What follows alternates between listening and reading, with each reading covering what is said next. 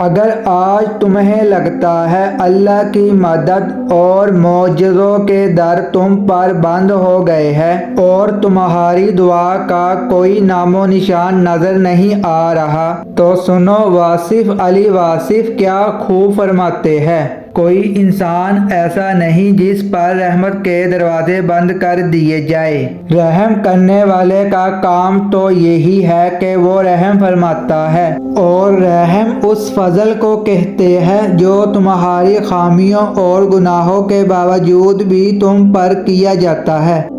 اور دعا وہ عبادت ہے جس سے تمہارا دل کا خوف دور ہو جاتا ہے، اور دعا کا حاصل بھی یہی ہے کہ وہ نہ صرف تمہیں مستقبل کے خوف سے اور اندیشوں سے نجات دلاتا ہے بلکہ اپنے بہترین وقت پر قبولیت پائی جاتی ہے۔ اللہ قرآن میں فرماتا ہے کہ ہم نے ہر شے کو ایک تقدیر کے ساتھ پیدا کیا اور ہر کام کے لیے تمہارا وقت متعین کر دیا، اور تمام چیزوں کے خزانے ہمارے ہی پاس ہیں، ہم اسے معلوم مقدار میں نازل فرماتے ہیں، تم کچھ چاہ بھی نہیں سکتے مگر وہی اللہ کو منظور ہو، اور بے شک تمہارا رب بہت جاننے والا اور بڑی حکمت والا ہے،